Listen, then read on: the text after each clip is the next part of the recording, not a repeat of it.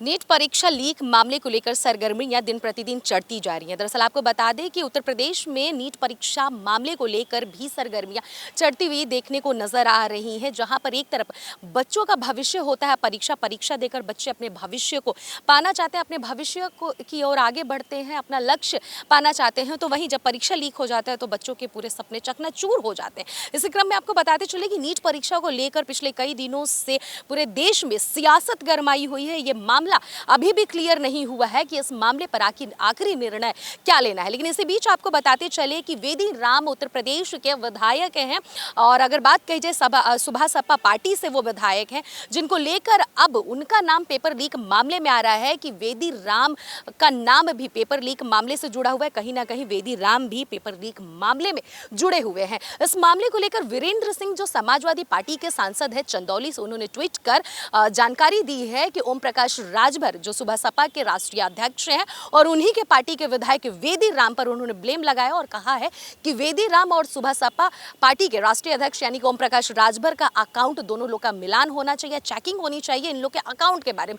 कहीं ना कहीं समाजवादी पार्टी के जो सांसद हैं यानी कि वीरेंद्र सिंह पूरा का पूरा वार कर रहे हैं वेदी राम पर कि वेदी राम पेपर लीक मामले में जुड़े हुए हैं। और पेपर लीक मामले जुड़े हुए कहानी से आपको एक बात बताते चले, दरअसल कि पेपर लीक मामले से इसके पहले भी कई ऐसी परीक्षाएं हैं जिसमें विधायक वेदी राम का नाम जुड़ा हुआ मिला। उन पर कई ऐसे केस जो हैं दर्ज किए गए हैं और लगातार उनके ऊपर केस चल रहे हैं। लेकिन इस बीच नीट परीक्षा को लेकर एक और मामला आया है जिसकी सरगर्मियां लगातार उत्तर प्रदेश में चढ़ गई हैं वेदी राम के नाम आने से, कि वेदी राम का नाम जिस तरीके से आया। वहीं पर अगर ओम प्रकाश राजभर की बात कही जाए तो ओम प्रकाश राजभर से जब भी कोई इस बारे में सवाल कर रहा है और बातचीत करने की कोशिश कर रहा है, जानकारी प्राप्त करना चाहता है, तो ओम प्रकाश राजभर किसी से बातचीत नहीं कर रहे हैं, साइड में हट जा रहे हैं।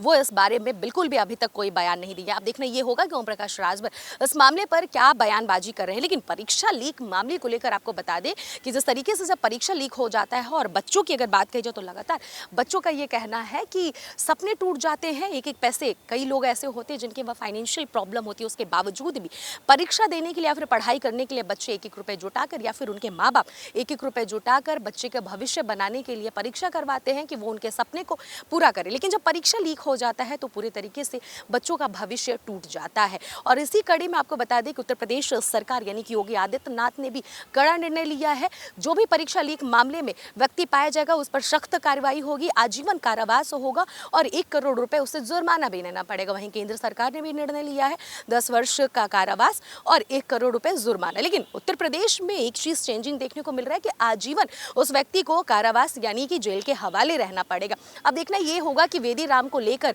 जो सरगर्मियां उत्तर प्रदेश में चढ़ी हुई है वो कितना सच साबित होता है या फिर कितना झूठ साबित होता है। और इस पर ओम प्रकाश राजभर का अभी तक बयान ना पॉजिटिव और ना ही नेगेटिव आया है। कहीं ना कहीं विपक्ष ये भी जताना चाहता है कि सुबह सपा के राष्ट्रीय अध्यक्ष के ही विधायक का नाम आ रहा है और इस पर अभी तक सुबह सपा के राष्ट्रीय अध्यक्ष यानी कि ओम प्रकाश राजभर का अभी तक कोई भी बयान सामने नहीं आया है। तो उसका मतलब ये है कि कहीं ना कहीं विपक्ष का ये कहना है कि वेदी राम उसमें इन्वॉल्व है, यानी कि नीट परीक्षा मामले में वेदी राम का शामिल होना जाहिर सी बात है है कि सही साबित हो रहा है। अब देखना यह है कि ओम प्रकाश राजभर इस मामले पर क्या एक्शन ले रहे हैं या फिर वेदी राम इस मामले पर क्या एक्शन लेते हैं और कितना सच और कितना झूठ है। फाइनल निर्णय अभी तक नहीं आया है कि वेदी राम इस मामले में संलिप्त थे या फिर नहीं।